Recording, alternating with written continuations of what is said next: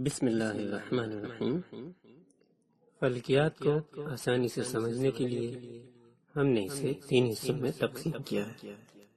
پہلا حصہ آسمانی اجرام سے متعلق ہے، دوسرا حصہ آسمانی مشاہدے سے متعلق ہے، اور تیسرا حصہ آسمانی وصال سے متعلق ہے۔ پہلا حصہ جو آسمانی اجرام سے متعلق ہے، اس میں ہم چند موضوعات کو زیر بحث لائیں گے، جس میں زمین، سیارے، ستارے، کہکشائیں وغیرہ پائی جاتی ہیں۔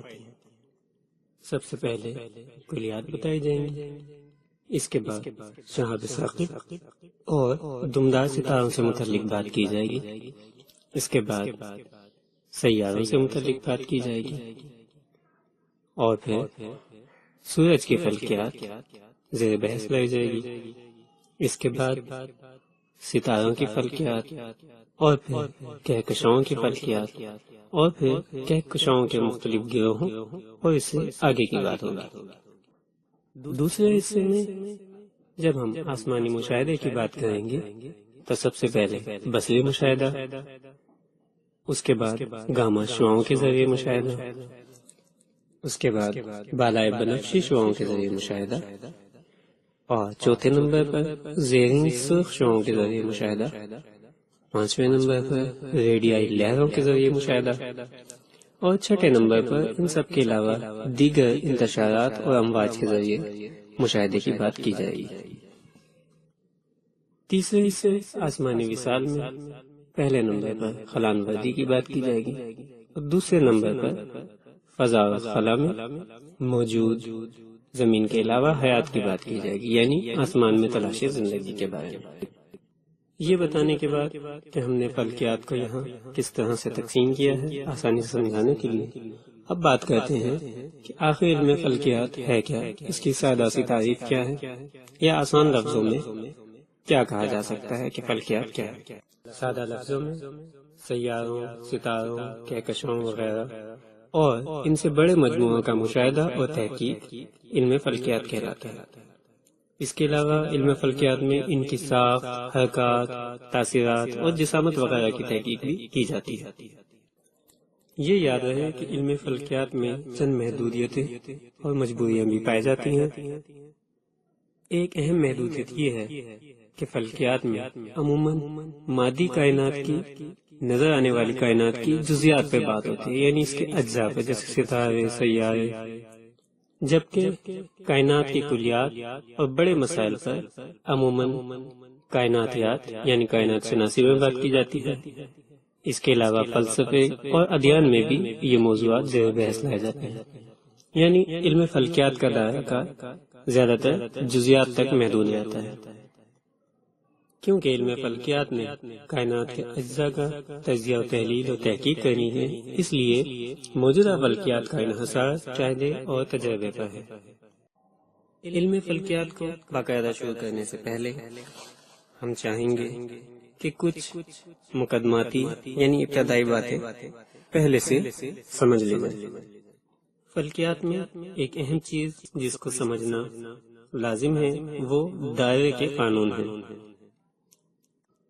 دائرے کی چند چیزوں کو سمجھنا لازم ہے۔ وتر اس خط کو کہتے ہیں جو دائرے کے ایک کنارے سے دوسرے کنارے تک لگایا جاتا ہے، یعنی وہ خط جو دائرے کو 2 حصوں میں تقسیم کرے۔ قطر سب سے بڑا وتر ہوتا ہے، یعنی جو دائرے کے مرکز سے گزرتا ہے اور دائرے کو 2 برابر حصوں میں تقسیم کر دیتا ہے۔ رداس یعنی دائرے کے مرکز سے کسی بھی کنارے تک فاصلے کو رداس کہتے ہیں۔ محیط وہ خط ہے جس نے دائرے کو گھیرا ہوا ہے، یعنی دائرے کا احاطہ کیا ہوا ہے۔ ابتدائی چیزوں میں دوسری اہم چیز حساب کی روش اور طریقہ ہے جو ہمیں سیکھنا ہے، کیونکہ فلکیات میں جو حساب کتاب لگایا جاتا ہے، جو ریاضی استعمال ہوتی وہ بہت بڑی بڑی رقموں پر مشتمل ہوتی ہے، یعنی بعض رقمیں اتنی بڑی ہوتی ہیں کہ ان کی صفر گننا اور لگانا بہت مشکل اور لمبا کام ہوتا ہے۔ اس لیے اس لمبے چوڑے حساب کو مختصر کرنے کے لیے قوانین بنائے گئے۔ اسی روش حساب کو سیکھنا ہے، اس کے لیے طاقت کا قانون بنایا گیا، یعنی اگر 10 کے اوپر صفر لگا دیا جائے، یعنی 10 کی طاقت صفر، تو اس سے مراد 1 ہوگا۔ 10 کی طاقت 1، اس سے مراد 10 ہی ہوگا، کیونکہ اس میں 1 کے بعد 1 صفر لگا ہوا ہے۔ 10 کی طاقت 2، یعنی 100۔ 2 صفروں کی تعداد کی نشاندہی کرتا ہے، یعنی 1 کے بعد 2 صفر لگے ہوئے۔ 10 کی طاقت 3، یعنی 1000۔ یہ طاقت منفی میں بھی لگائی جاتی ہے۔